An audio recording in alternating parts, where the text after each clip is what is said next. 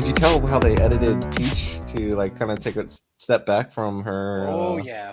roles? Oh yeah, there's like a clear defining moment where they're like, "All right, nothing past this moment." Really? And that's why Here's I a say cookie. Nintendo actually respects their IP, unlike all the other companies out there. Yep. Mario is Nintendo. I think we had a slightly less intense version of what happened when the Weinstein Company was trying to edit down Princess Mononoke. I don't know about that story. Basically, what happened was, I know I'm going on a tangent, but it makes Go for sense. it. Yeah, I'm going for it. So, first film Miyazaki had released in America was Nausicaa: The Valley of the Wind. It got shredded. Scenes were relocated. Like I think like half an hour of the film was missing when it was repackaged. It had a completely different title, and to say the least, nobody liked it. So Miyazaki had a thing that if my films are ever released in America again, there will be no cuts. So none of his films were released in America again until Princess Mononoke. And this was the one where Disney was bringing it over, but this was when Disney had Miramax, so they were releasing it under a Miramax title. And that also meant the Weinsteins had their hands on it. Ew.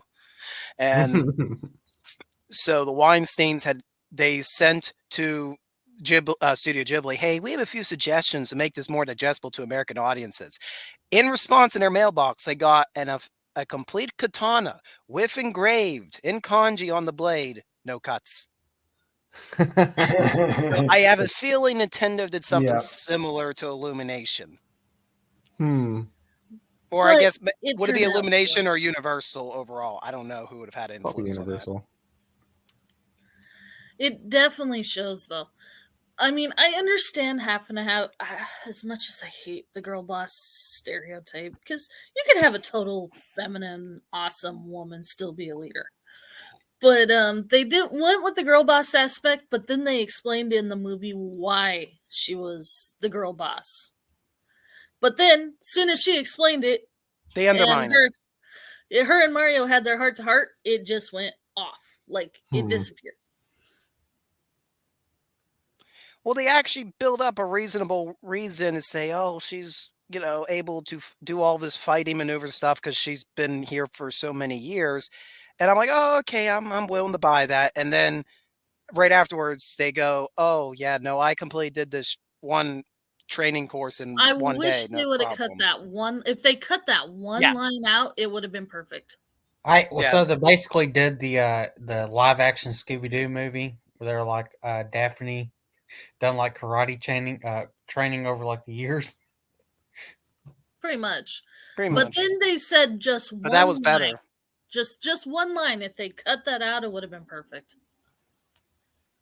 Yeah, expositional lines are kind of they always ruin stuff when a character just says, "This is the reason why this is like that," Yeah, so presenting it.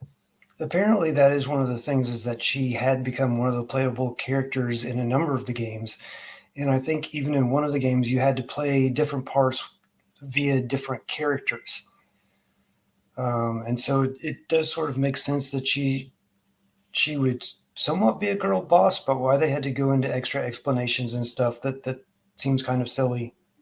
Well, and then they contradict their own explanations. Yeah, it seems like you said. If you could tell, that means you can tell. They had an original intent for this character, and they realized nope. So this was obviously written a couple years ago during the height of wokeness shooting up, so they had to make sure it was all about Peach. They had to make sure. But by the time it's hitting out in the theaters, you can see how they edited it. It means it never should have been there to begin with. Well, I could kind of sort of see if it was one thing where like she had to defend the castle and she needed somebody to go out and destroy things while she defended the castle or something. But it apparently sounds like they did not completely put that together in the story. Damn it. I can't tell you without spoiling. Shit. Maybe I'll go see it. No, it's got high reviews. Go see it. Go see it. You'll have fun regardless. You'll have fun regardless. Yeah. Like I said, if he doesn't want spoiled, take off your headphones now. At the end of the day, it's a kid's movie. I heard there's really not that much plot to it anyway. So yeah, I'd rather like get it free. You'll figure out the plot. You'll figure it out. Go ahead, Margie, again. Can I say it? Say what? Spoil it. She Yeah. wants to spoil it. The Illuminati's confirmed. That is true. Okay, there is a spoiler. If you don't want to hear it, forever now, walk away from your computer Run, for about 2 run. minutes. I know. No, Wait, no, Maji, no, Maji. no. I don't care. Spoil it. Did the water make the Yoshis gay? No. No. Okay, so this is the one thing that like pissed me off with Shadiversity's movie review and stuff. Uh-huh. Everybody says in the end Peach rescued herself. She did not.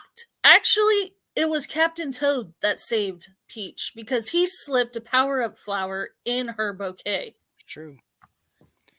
And her attempt to try to save the day by freezing this chain to keep people from falling to their demise doesn't fully work out. No, it just buys time for Mario and DK to show up.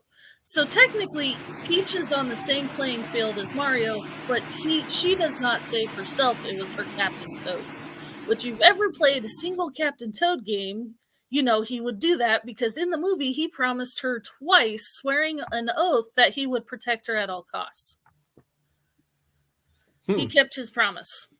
And you know, in a woke version, they would have just turned him into a joke and could have stomped all over him. He's However- actually really cute. Addressing Shad's review, Shad did himself say he's probably being oversensitive to the girl boss stuff because he sees it all the time, and so maybe he did in the review say maybe he's being a little too harsh on that. Yeah. Fair But enough. they totally ignore the fact that it was Toad. Everybody does. Yeah, I think part of it, I don't remember if Shad said he hadn't played very many of the games or something. I think that's what he had said. I don't remember. Mhm. But I see why the ending took place the way it did because twice in the movie, 2 separate times, Toad made a promise that he would protect the princess. And the way they set it up, he risked everything to get her a bouquet of flowers for her quote unquote wedding. So, in my view, he is just as much a hero, which makes sense because if you play Super Mario Brothers, Toad is one of the playable characters. He is just as much a hero as Peach and Mario, but he's not as big in the eyes of the kingdom. I always preferred Toad when I was playing Super Mario Kart because he was the lightest. He was fast. Mhm. They actually poke fun of that too. Really? I don't want to tell you how. I don't want to completely ruin the entire damn movie. You got to go see it. Exactly. So We each are- of those different I characters. have one question for both of you guys who saw it. Huh. Did they address what Goombas are in the movie at all? And no, they're not mushrooms. What are? The Goombas. Goombas. They're chestnuts, right? They don't express what they are. They just acknowledge that they're different. Yeah, because I think for years many of us assumed the Goombas were little walking mushrooms, but I guess they were meant to be chestnuts, not mushrooms. They look like little brown mushrooms. They look Yeah. morels. Yes, But I I know mean, that sounds racist. What kind of sense do you want to make in a world where a plumber can eat a leaf, grow a raccoon tail, and it makes him fly? Don't question these things.